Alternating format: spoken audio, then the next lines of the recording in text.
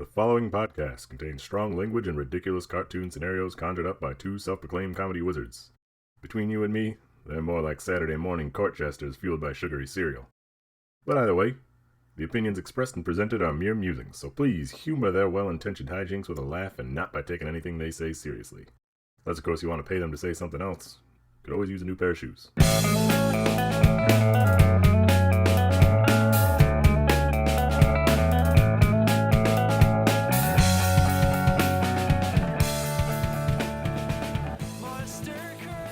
Oh, didn't see you there.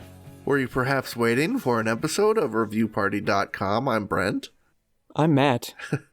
Well, you're in the right place, because this is the... We've been waiting for it, too.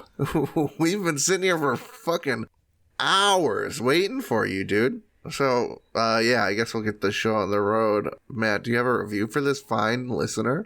I do. Oh, boy, do I.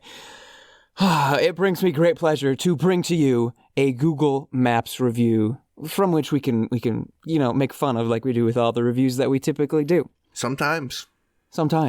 This is a Google review for Beerhead Bar and Eatery, written by Jeff Pizzina. Jeff writes, "Pizza was phenomenal. Obviously lots of beers to be had. I'll be back," said Arnold Schwarzenegger in a movie once. Man, that cliche phrase is so overused. I think it's pathetic and pretentious when people use those words in that order, in that context. Anyway, I'll be back here to eat pizza and drink beers. Thumbs up as I sink into a vat of molten iron at approximately 1400 degrees Fahrenheit. 5 stars. This is one of the few times I wish our podcast had webcam bullshit. Yeah? My face is stuck in a permanent cringe. I look like those little frog guys from Spirited Away that run the bathhouse. I'm like... Oh, yeah, those guys. There's an invisible Japanese ghost behind me peeling the skin on my face backwards. Whoa. That's what that review cursed me with, some sort of grudge ghost that is... making me perma-cringe. Okay. What a choice. All that is to say, what a choice to make a reference, then say that reference sucks and should never be made, and then let's double down, baby. Yeah.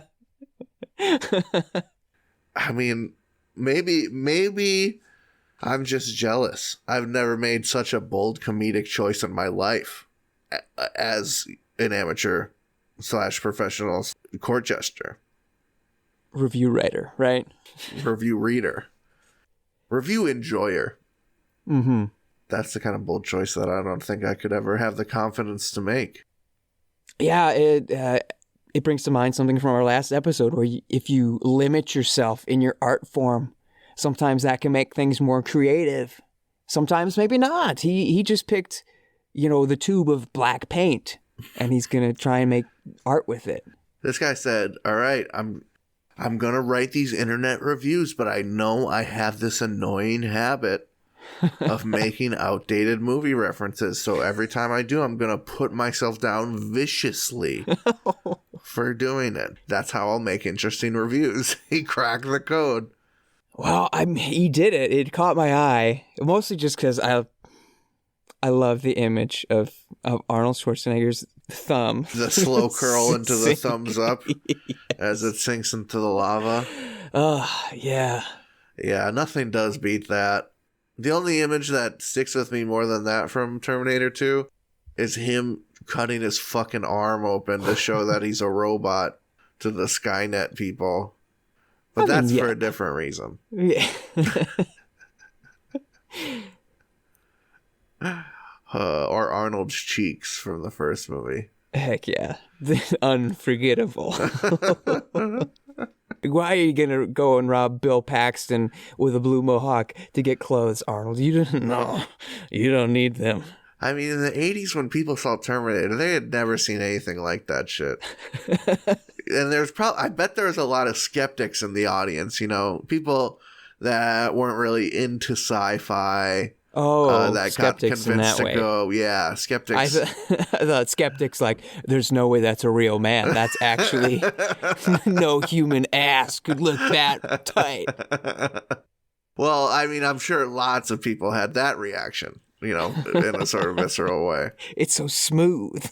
Yeah, but I mean, like, the sci-fi movie skeptics, probably like we have superhero movie skeptics today where they're like, yeah, superhero movies, that stuff's no good. Right, you turn your nose up. Mm-hmm. But their friend convinced them, dude, there's some brutal, awesome action in this Terminator 1 movie. They knew there'd be a second one already. They already were calling it Terminator Right. 1. And so he's sitting there, sitting back. He's got his soda and his popcorn. He's like, I'll make the best of this. At least I get to enjoy some soda. And then lightning bolt. Arnold's ass cheek, center frame. That man sits forward in his seat a little bit, doesn't he? Wow. Oh. We're starting with ass cheeks. Okay. This is what I've been missing. This is a little different than those other non-ass cheek starting action. It's a taste of the forbidden fruit. The forbidden salad, if you will. Okay. Salad of the loom. Salad of That would make Terminator a little bit different if he teleported in and it was a very clear advertisement for Fruit of the Loom. Very clear plotter placement. Uh-huh. You can see the what would you even call that? On the waistband, the front middle, and it's got the little emblem, the little fruit basket. Yeah. Yeah, it definitely walks past the center of the screen very obnoxiously for some reason. Instead of a metal exoskeleton, it's just like a Ford car frame bent into a Terminator skeleton. Yeah, I think Terminator could do good with some product placement. Yeah, that would really...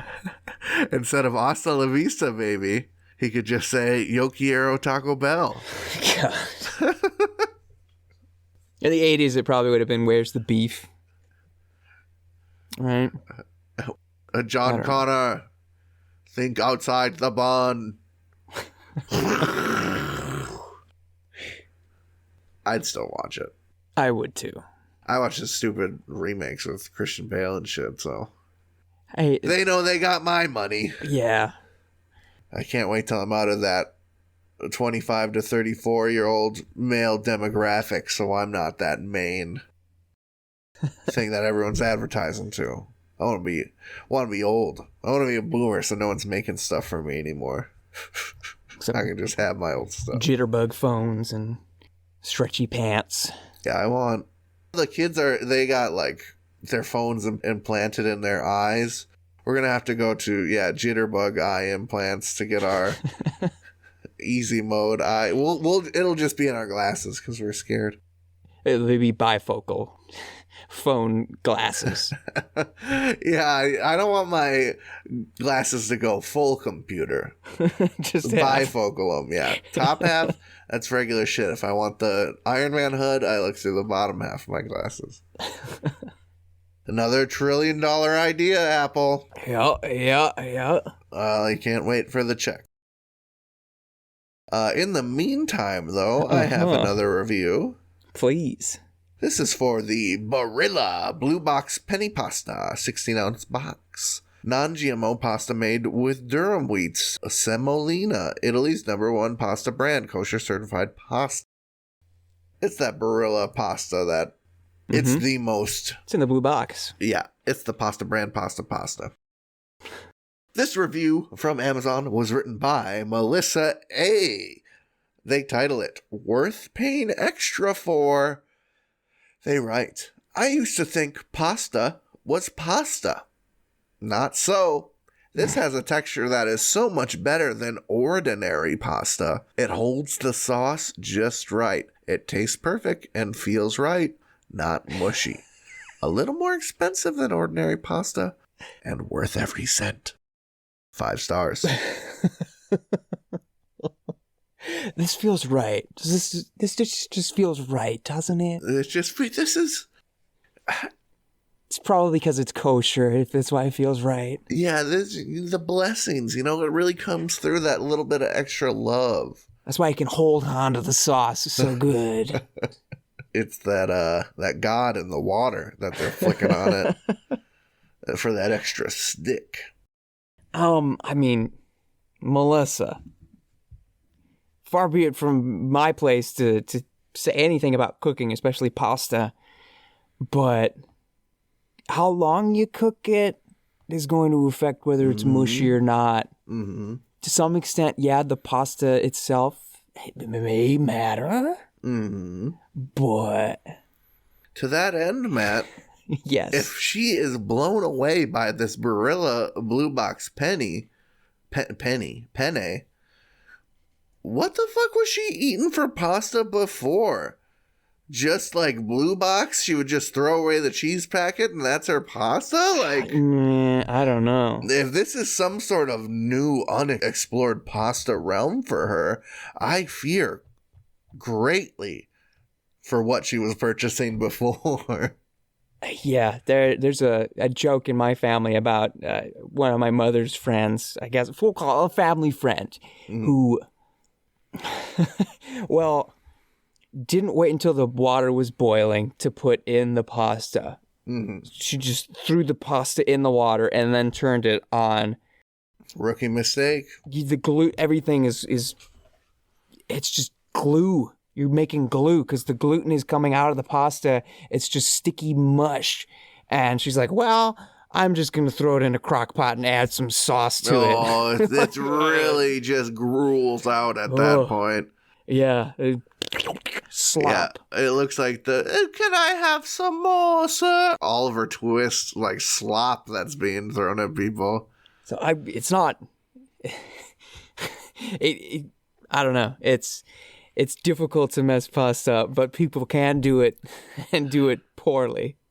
So you think that just some reason the Barilla pasta synced up with her regular cooking misses?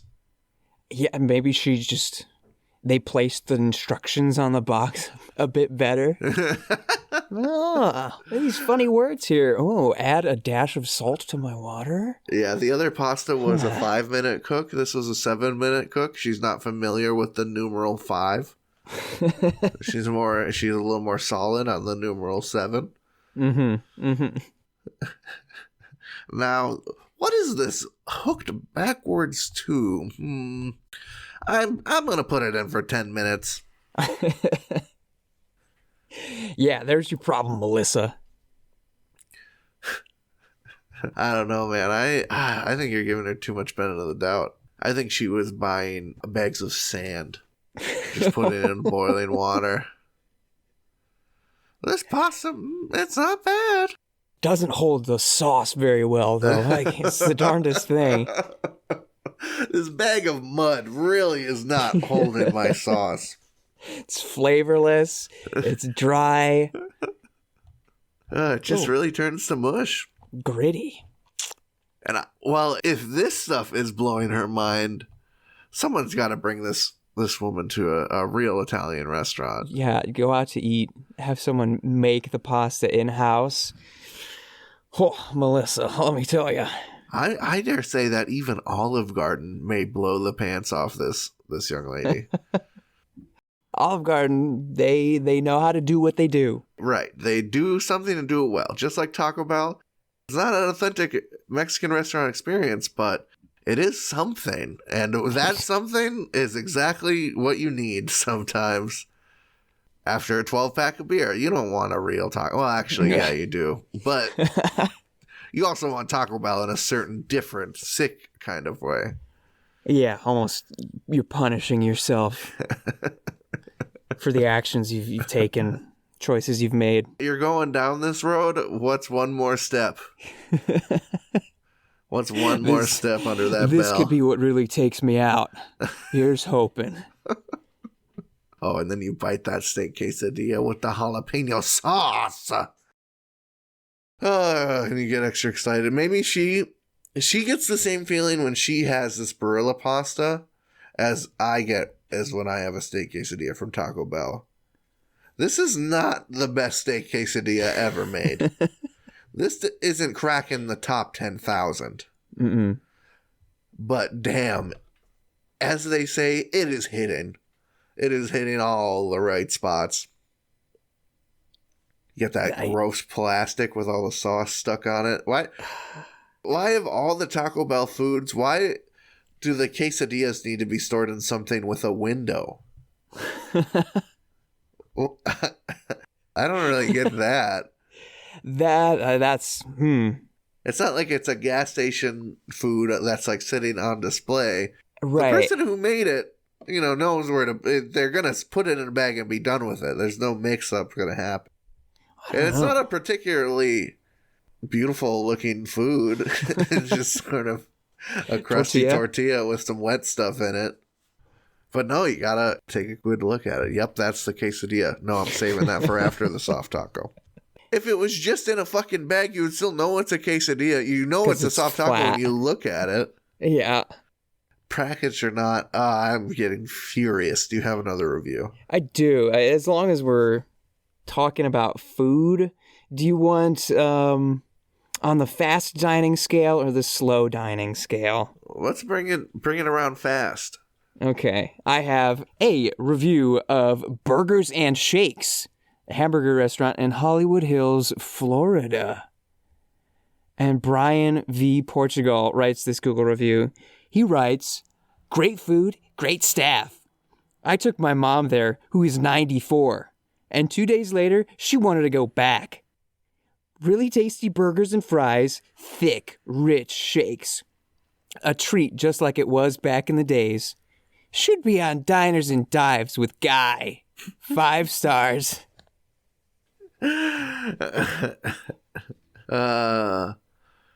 He wrote that with the secret fantasy of it coming through, so he could say it was him who referred Yes. Guy. Yeah, me and Guy. Yeah, I told him We're right just away. like that. You got Sammy's Sloppy Shake House. That's the one that's got to be on the TV, Guy. You got to give that the full bowling shirt treatment. My mom's 94 and she eats here. What do you think of that? She's 94. She ate it and she wanted it again. Can you believe that? Most food she just throws in the toilet. She says it's going there anyway. I mean, it is really a testament if a 94-year-old... old people don't usually put away a lot of food. Old people usually don't have a good grasp of their senses and the world around them. There's that. Bless their hearts. Good health. Basically, Guy, this cured my mother's Alzheimer's. She's never remembered anything that happened 2 days ago except those hush puppies she was having. She couldn't forget them. Oh, the steak cut potatoes. If it was first her Alzheimer's, then her arthritis. The salt content got right in there. Blasted out the gout. And let me tell you, the grease in this joint does wonders for her old lady smell. I've been asking just for one of them large plastic cups full of the grease so I can run it in a bath. I can sponge it down. I think it'll add a couple of years, Guy. Put this on the TV. She gets upset when her grandchildren don't want to hug her, but when she smells like a bag of French fries, hugs for Grandma. Oh, I tell you, a couple of days soaking in that, she smells like the outhouse behind Five Guys burgers and fries. You know what I'm saying, Guy? That's how you know, baby. And then now this guy's a producer on Five Guys or Divin's Triple D. Hey everybody, this is Triple D. I'm here with my good friend Brian V. Portugal. He says his 94-year-old mother ate a burger here. That's what's up. They both turn to the camera and smile. He has nothing to say. And that would be the peak of this poor guy's life. Yeah. Guy acknowledging his existence on television. Hey, that would be pretty cool. My nephew said I shouldn't be so excited. Television's a dead medium.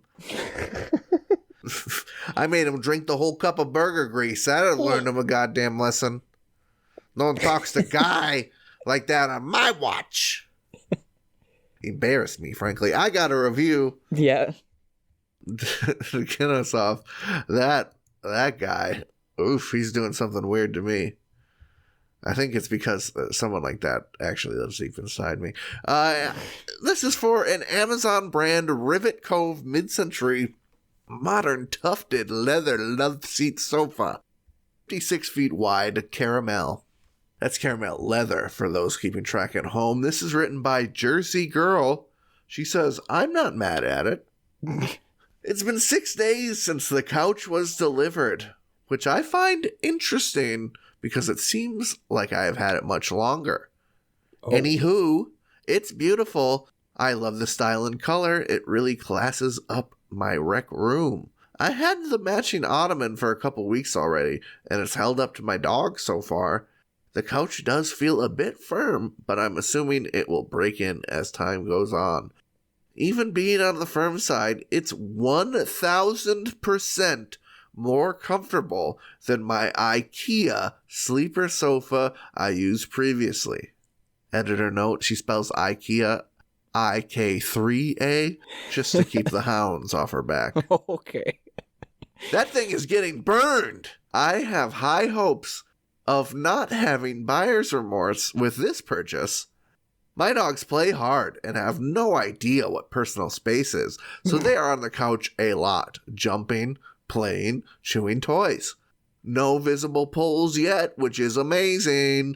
It is a rather short couch, but the dimensions are listed, and I knew what I was buying. Plenty of room for me and my 2 labs.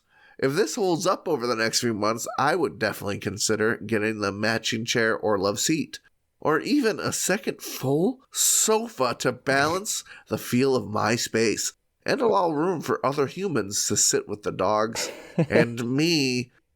Big smiley face, 4 stars. I'm beginning to think I might need to spend time with other humans. I ought to get on Amazon and buy a couch. She's worried that the break-in velocity to these couches might be thrown off if she adds another one to the mix. That's gonna, yeah. It's like tires. You gotta do it all at once. You can't get on that second couch now. Hurry. Yeah, things will be so unbalanced if you don't. Yeah, then you're sitting on the comfy couch and your guests are on this old stiff board over there. No, their cheeks are going to be screaming. They're going to be screaming. They're not going to feel like Arnold's, I'll tell you that much. No, they're not going to be looking like Arnold's. You're going to have a case of the Hank Hill butts on your hands. Unless you have Arnold Schwarzenegger with his stone cakes coming in there, and he's just, boom. He sits down, the couch is broken in. He gets lightning, he travels through time, gets lightning struck in directly on top of your couch. It's so comfortable, he simply lays down and falls asleep. There's a feather, yeah. Then Judgment Day happens and the world is over. It's all this couch's fault. That's how comfy it is. Darn, wow. Only 4 stars, though. Wow, I don't know. I kind of want to bash her for considering buying completely matching sets. You don't want to have completely matching sets, do you? You already have the couch and the ottoman in the caramel leather color. Uh-huh. And she's considering a chair or another couch. Like, I don't know. Yeah, I think she wants her space to look like a doctor's office. Yeah, it's just gonna be too sterile, too uniform, not lived in enough, unless you happen to have, I don't know, a naked Arnold to kind of draw the eye away from. Well, it sounds like her couch, within a month or two, she plans to have, her couch will have a perfect ass print in the middle and 2 perfect dog-shaped prints on either side. So that will kind of spice it up a little bit. I guess so, yeah. You get a bit of a good patina in the leather there. A little bit of wear, a little bit of love. Yeah, it looks vintage. But I don't know. I guess part of me isn't so sure about ordering furniture on Amazon. Uh-huh. Because the hassle of returning. Like, I maybe order furniture from Wayfair or Overstock or Bed Bath & Beyond or something. Because I know that's their main game. If something goes wrong, they're going to know how am I going to get this couch back because it's not receiving my butt imprints, and I've been trying. You're confident that the logistics will be a minor hurdle. Yeah, Amazon was. I measured the dimensions of the Amazon return hurdle.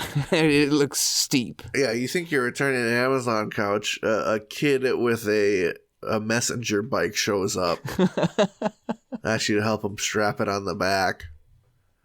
Come on, then. Strap it on. How did you get here, son? They're paying me. Oh, God. I got to eat 3 popcorn kernels last night. It was the greatest day of my life. You poor child. Please help me put this sofa on. I would like to have a McDonald's McChicken tomorrow. Although I will fully applaud her bashing of the IKEA futon couch, because I remember the days of college of sitting on busted up dang futon. Like, this kind of sucks. It was rare that you would stumble upon a respectable futon in the dorm room. Usually they are the stiffest, most uncomfortable pieces of garbage I ever seen. You walk into a dorm room and you see the sumo beanbag chair, you're like, okay, this is comfort. Papa's gonna plop. Make yourself at home. You gotta knead the bread out of it. Cat style, do a couple circles before you sink into one of those. Mm-hmm. Melting in it like a marshmallow. Well, you become part of the caramel. Before you know it, you are the sofa. I guess I'm glad she's happy. She's got dogs. She's got a couch. What more does one need? A break? A break, yeah.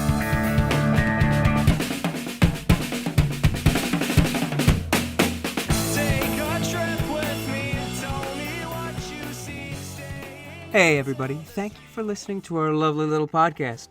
If you'd like to go above and beyond in supporting our show, or have the most fabulous conversation starter since sliced bread, go to reviewparty.com.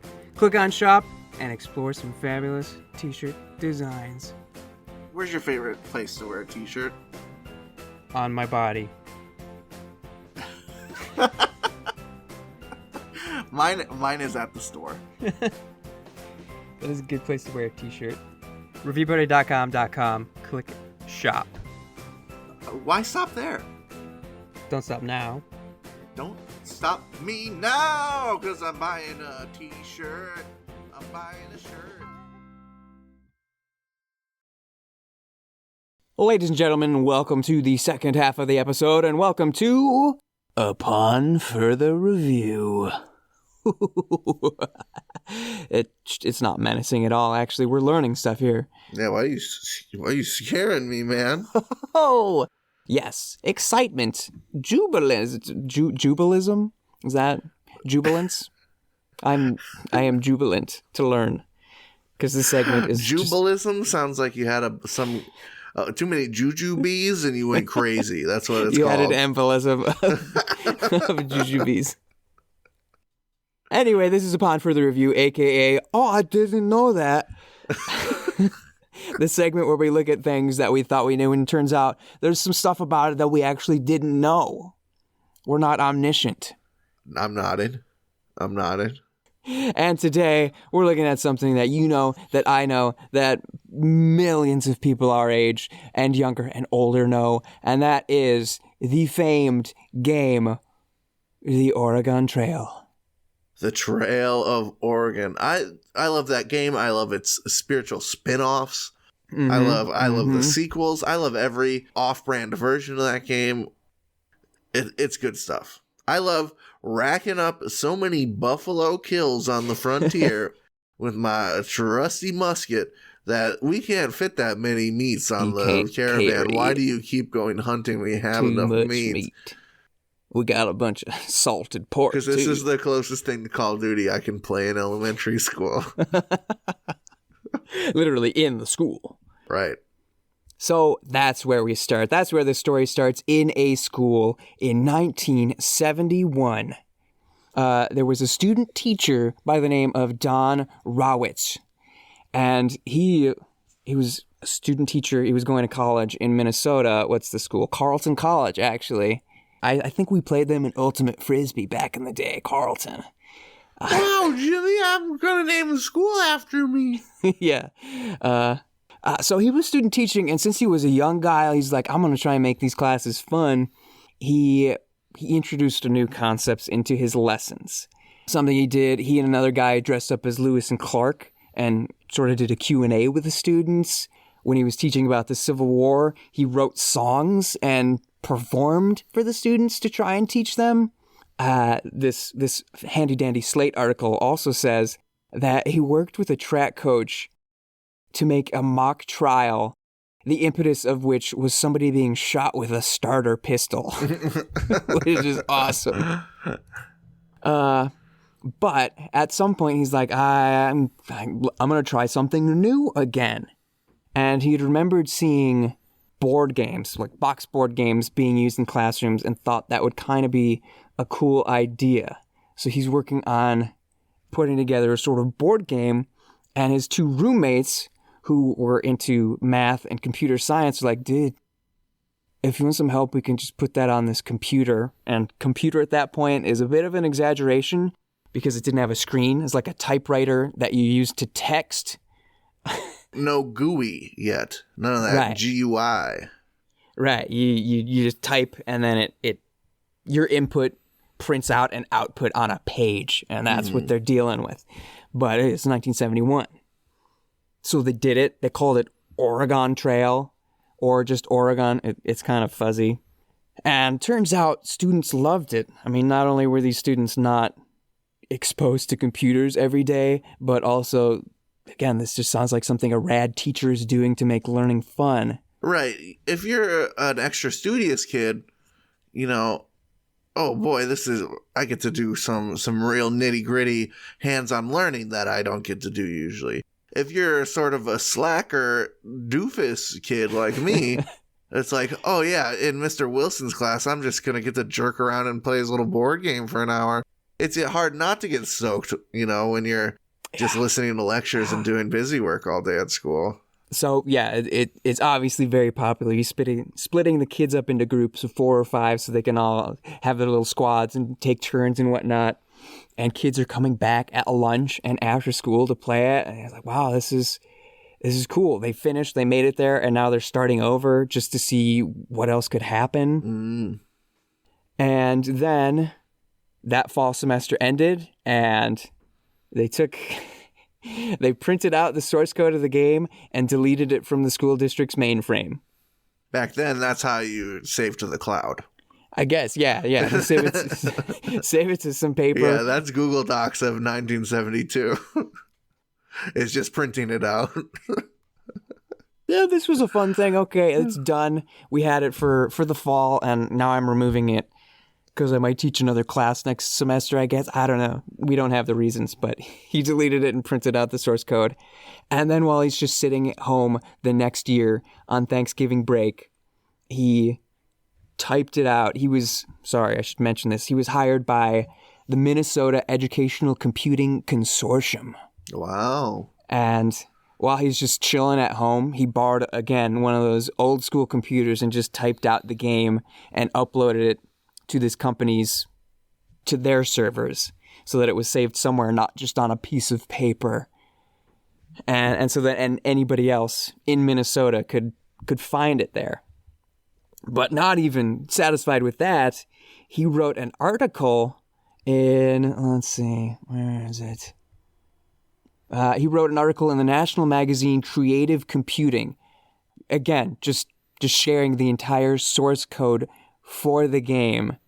Not knowing at all what a gold mine this dude had on his hands. Exactly. That's the funny thing. He's in the mindset of, I'm a teacher.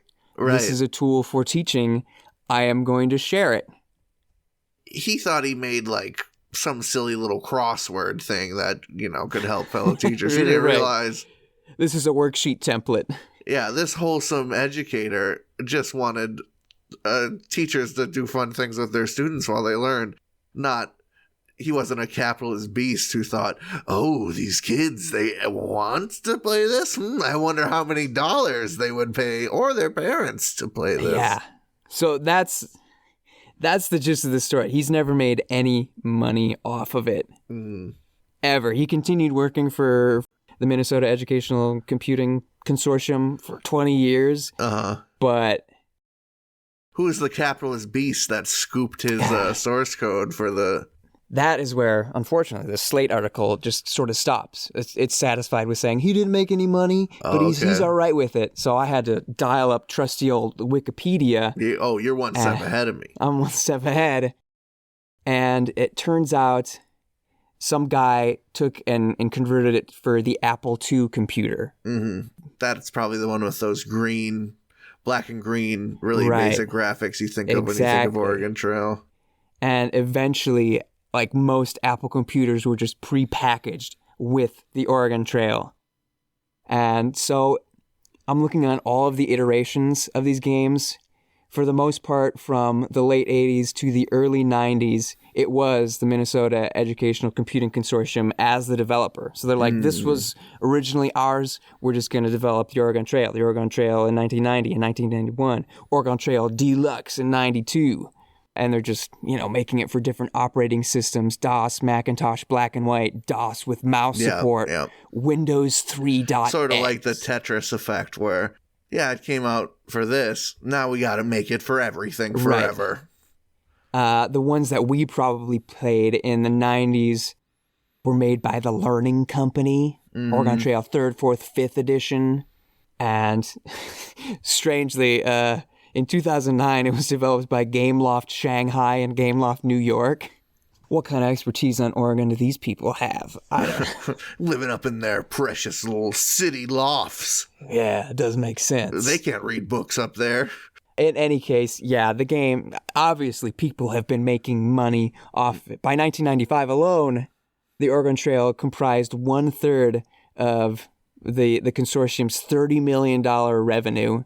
Wikipedia says as of 2011, it sold more than 65 million copies.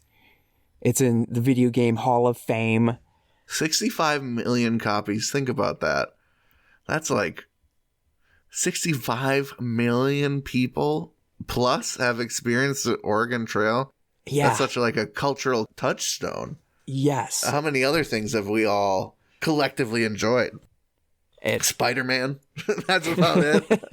Yeah. And it just hammers home the point even I don't know, more fervently. That it's like, man, this guy, he must be really happy that a lot of people have learned some stuff, because to not make any money on that.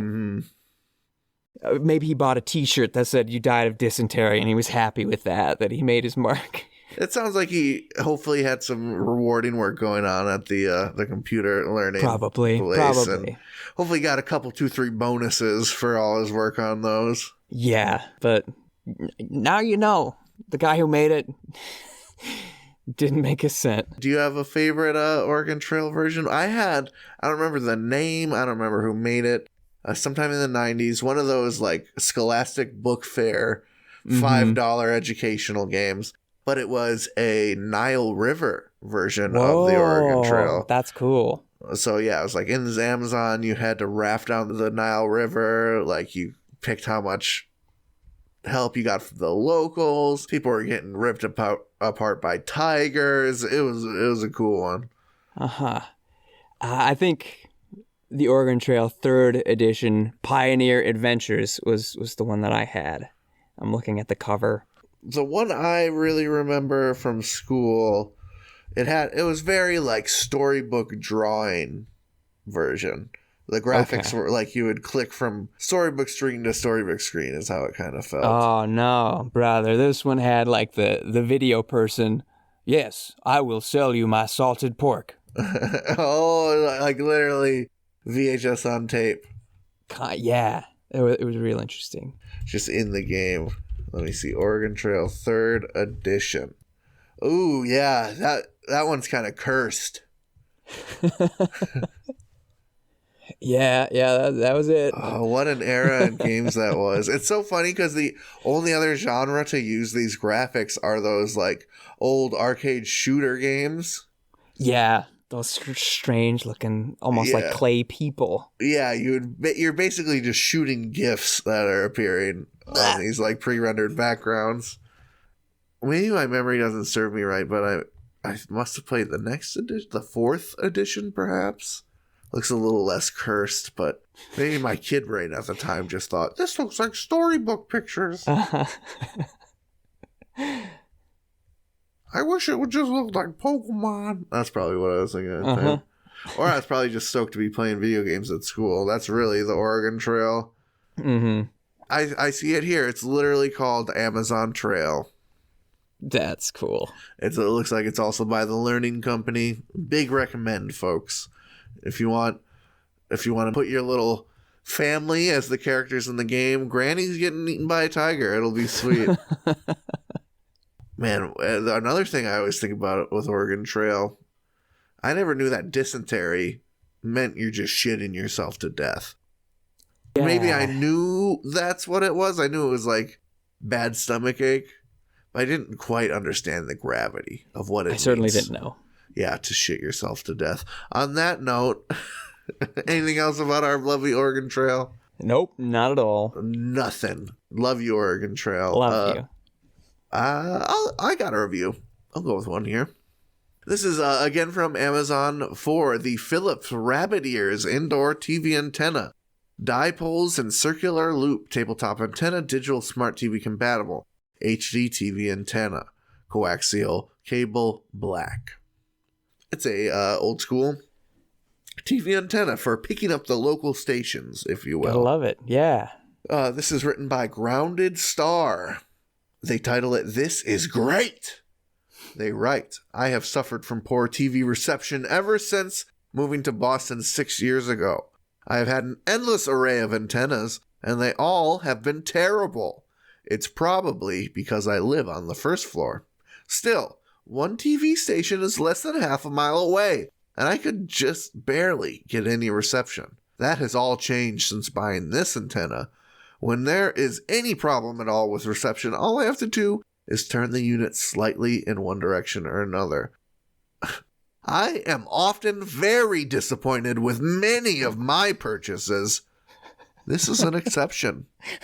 I couldn't be more pleased with this antenna's performance. 5 stars. Okay, to get the obvious out of the way, you're buying on Amazon. You clearly have access to the internet.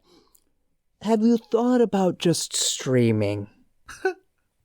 I know. If you have an antenna, it's you capture that stuff for free. It's just in the air, right?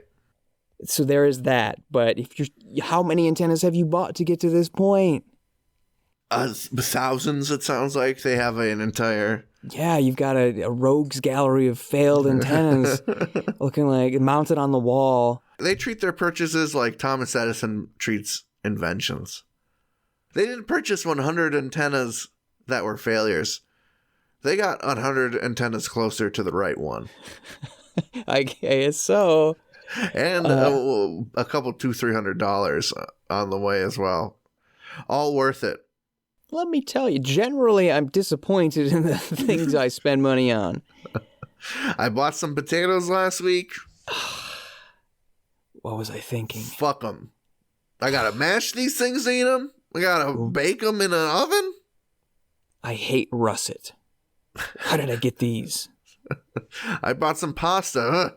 Should have went to Blue Box. This shit was all mushy. Ugh. Should have listened to Melissa. Like, I don't know. Don't hate yourself too much. You don't need to just say you're happy with your purchase. You don't need to say my purchases usually suck. You know what I mean? I'm usually a total failure at buying anything for myself. Listen, I waste a lot of money, okay? Not this time, eh? Not this time. You know, every now and then, Charlie Brown kicks that football. Ask me. I just kicked it. I do have a review. How we're doing on timesy? We got time for a little piece of meat, I think. A little piece of meat? A little 4-ounce fillet. Okay, I got a slim one that I don't know when else I'm gonna. There's enough meat to dissect it. I'll say. Sure. It's an Amazon review for the Comfort Spaces Cool Max Moisture Wicking Sheet Set. Super soft, fade-resistant, 16-inch, deep pocket, all-around elastic, warm weather cooling sheets for night sweats. Queen, white, 4-piece. I'm a big sweaty boy. I am extremely thankful that I am privileged enough not to be a night sweaty boy. Yeah, that's a rough life. That is a rough life. Well, we'll see if Donna has the same sort of life. Donna M titles her review, "Most important? ? It's not true." And she writes, "Like sleeping on plastic. This made me sad about the lies. Cheap. 1 star." I feel like I'm missing something. I mean, that's me every time I am reminded that capitalism, it controls every facet of our life. The lies. The lies. Damn you. Every time I watch television commercials advertising products to me, the lies are making me sad. I guess, yeah, when I discover lies, that makes me sad too. Yeah, that is genuinely a sad feeling. When you find something you think was the truth was a lie. And there is the odd occasion where you like hunt out a lie and you're like, ha ha, I knew it. Mm. You had the gumption the entire time it was a lie. Yeah, the world didn't believe you, but you knew. You knew. Doesn't seem like that's the case here for Donna. That these sweat wicking sheets would feel like plastic. On the other hand, what do you actually expect? Ordering a hamburger meat and being like, all this fat and grease came out when I cooked it. It's like, yeah. Yeah, I don't know. There's something just seems strange about this. Like, did she not finish a review and she accidentally hit post? No. Do you know what the lies are? Dabby Amazon telling people that people don't be pee-peeing in bottles while they're at work. I guess, yeah. She's letting us fill in the answers for ourselves. That's why her review title, Most Important? It's not true. Our question is, what's most important? The promise that this product made. I think that there was probably a note from a disgruntled Amazon warehouse employee in her sheet. Oh, and it simply said, in red ink, it's all lies. Do not believe Bezos' lies. And she got sad. She got sad. I would get fucking sad if I saw that, bro. I get sad when I think about Amazon warehouses. Yeah. That'll give you night sweats. Yeah, that will give you night sweats in your car, in the parking lot of the place you work, because they don't in pay a you bottle that you're peeing in. This is my night sweat / piss bottle. Yep, I figured the two are both salty enough to be interchangeable. Luckily, I have these fine sheets that just pool all of my every liquid I excrete. But see, in the back of my car here, I have a hammock set up. At the middle of the hammock, where is sort of the bottom part, I have a funnel, a little hole in my sweat wicking sheets here. Everything funnels down, and then the night sweat drips right into my my piss bottle. Cleans it out. The piss bottle's all ready for tomorrow. You got that night sweat drip. They're so drippy. They probably get night sweats because of that heavy Supreme coat causing all the drip. I'm just picturing sexy, sick people. No such thing. Yeah, and you're sick and you're like sweaty and your hair's mussed up. You come out just in the comfy t-shirt and sweats. You're like, oh, I don't feel so good. There's a reason why Pamela Anderson never did a photo shoot while she had the flu. Hey, man. I don't know. Yeah, it would look like Kick-Ass 2. That one scene where Jim Carrey with the thing, it gets pretty blue. If you don't understand the reference, well, you're welcome. Now you have to watch Kick-Ass 2. I'm all right. What? We're not getting into that because you'll hurt my feelings. Instead, we're going to get into the plugs. Thanks for listening out there, lovely review party listener. If you made it this far, it means you're a real one. This is the end of episode 84. Holy guacamole. Crazy. Crazy on you. If you like what you heard, know that there are new episodes every Tuesday morning. That's right. We've got a hashtag for it. We're professional social medias. Hashtag Tuesday Reviews Day. It'll be there cooking, waiting for you. Comedy. Free. Lovely. Internet. If you'd like to send us an absurd review to make some funny ha-has over, send it in an email to reviewparty.com@gmail.com. Include your name, and we'll slap some credit on that bad boy. If you just want to say, hey guys, what's up? How's it going? Please contact us for promotion of garbage products. You can do that on social media. We get it plenty. But you can find us on Instagram @reviewparty.com and TikTok @reviewparty.com and Twitter @reviewpartypod. If that ain't your scene, is that not where you hang out? Some people go to the mall, some people go to Dick's Sporting Goods. I understand there's a difference. So if you don't want to go to the social media, you can just go to reviewparty.com, where you're not going to run into anyone you went to high school with. It's safer there. Thank goodness. There's a reason I don't live in my hometown anymore. You can find all of the episodes, the blog posts, the shop, the sign up for the newsletter, and just a whole lot of blue. Yeah, and it's a nice blue feel. But not like I'll have a blue Christmas without you blue. No. Like being at the beach blue. It's a happy blue. Happy blue. Bear in the big blue house blue. Be sure to follow, subscribe, favorite, whatever it may be on your preferred podcasting thingamajig. That helps us out a lot.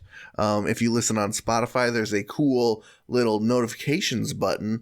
Sends you a new notification whenever a new episode's out. I think the Spotify notifications are real cute. Real cute. And lastly, but not leastly, very big thanks to our buddies Nosebleeds for letting us use their jam bread for breakfast. You've heard it throughout the episode because it's our bangin' theme song. And if you want to hear more bangin' songs, just look them up on Spotify. Nosebleeds, one word. Dun, dun, dun, dun. Matt, I heard you have a finisher. I do have a review indeed. I have a Google review coming to us from Achinius Pubius. Longtime listeners might recognize that name. If not, go back and listen, find it. Carmen Sandiego that. Yep. Anyway, this is Achinius Pubius's Google review of Red Lobster. He writes, "Wife told me not to go here because it's seafood and I don't like seafood. Didn't listen. 3 stars." Well, it seems like you had an okay time. Yeah, the cheddar butter biscuits, they're great.